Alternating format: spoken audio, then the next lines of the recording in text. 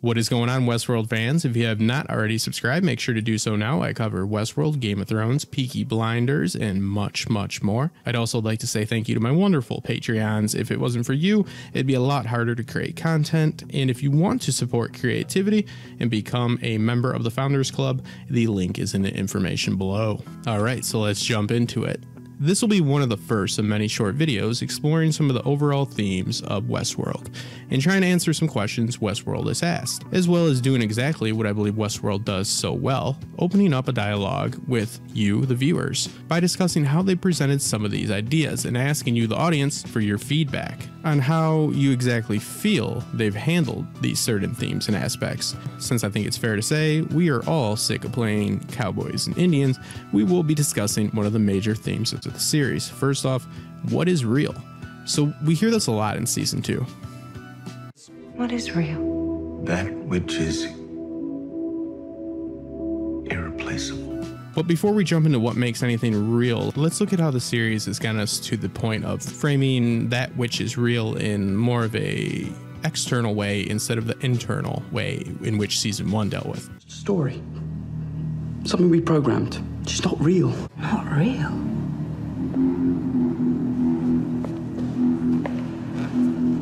But what about me? My dreams, my thoughts, my body, are they not real? And what if I took these unreal fingers and used them to decorate the wall?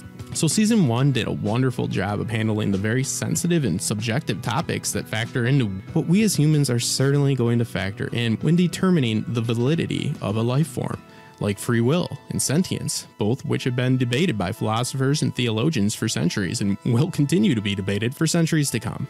But nonetheless, season 1 subverts the killer robot trope beautifully by showing us the story almost completely through host POV, and essentially setting up a system to determine sentience against something we ourselves cannot prove we obtained definitively. They did this using a 3-tier system of sorts, which is oversimplified, yes, but truly an effective way to convey the message to viewers that if we ourselves are holding the host to a certain standard, then we have to consider if we as humans live up to this very standard ourselves. Thus, a true sentient being will have free will, which implies no predestination, meaning at least in our own minds we make our own choices, because how can we have free will without the ability to make our own choices? And we are aware of all this, so we're conscious. And there you have it. All the boxes are checked for the most part. You have a full-fledged, sentient human being. So in the host case, the programming they obtain is their predestination, so they must rid themselves of the pre-programming, their narratives, and so on. We are often reminded throughout both seasons that these narratives the hosts obtain are not so much different as a lot of, dare I say, our own pre-programming we attained through our own lives, especially within our formative years. We adhere to a code of our own. Whether we like it or not, we have been in one way or another formed into what we are through a series of events that we had in many ways no control over. Humans fancy that there's something special about the way we perceive the world, and yet we live in loops as tight and as closed as the hosts do. Seldom questioning our choices, content for the most part to be told what to do. What are your drives? Tend to my herd. Look after my wife. What are your drives? Please. Whether it's a strict religious upbringing, not to mention the circumstances of our very environment that again we have little to basically no control over.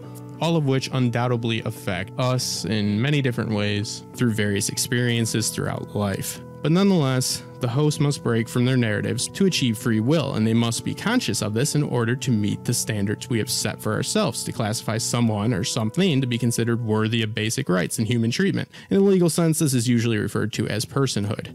It is also worth pointing out that the series wants us to consider how the actions of the park's guests, specifically the violent behavior in which they may not legally accountable for, is something they must reconcile with themselves or others in their life. The Man in Black's case, it seems like this is both. He must reconcile this with himself and also with those in his life, especially with his wife. The show really pushes the idea that it will not benefit you to engage in barbaric acts of debauchery, regardless of the nature of the victim. This is supposed to showcase how, in the process of denying the host's humanity, makes us lose our own humanity, since one of the biggest things that separates humans from animals is our sense of moral obligation. When we see a person or animal is hurt, we feel the need to help and develop feelings of compassion and kindness. Quite often, a person will make sacrifices in order to help another. Season 2 in particular makes some bold claims, actually quite a few bold claims, especially with the finale episode, that I can't quite get on board with, and I can't quite yet see, and that's what I'm trying to figure out, how it's advantageous for the message they're trying to convey.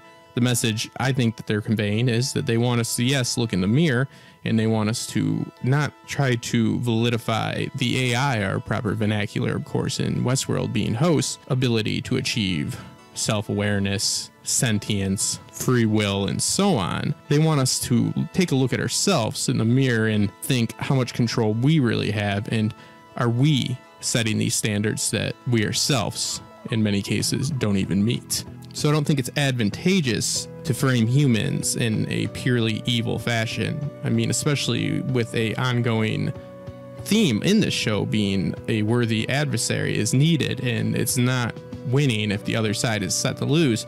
It seems as though season 2, especially in the last episode, the passenger has made a bold statement that the humans have no chance of winning, that they will surely lose. They are lesser beings in every way. You're saying humans don't change at all? The best they can do is to live according to their code. Taking a mirror to our own humanity and taking a mirror to ourselves and the way we objectify those around us, and even artificial intelligence in the near future, is something we should definitely be looking at, but I don't understand where they're going philosophically, at least with this last episode in particular. See, they choose to focus on the other half of the equation that I just spoke of, which is absolutely accurate, but nonetheless, without an equal portrayal of the former, and not just a quick scene of Lee, our Felix, and Sylvester, who had very few lines throughout the season, and a very heavy-handedly use of the fact that we as species will do almost anything in order to survive, is not one half of the equation, but the very definition of us as a whole.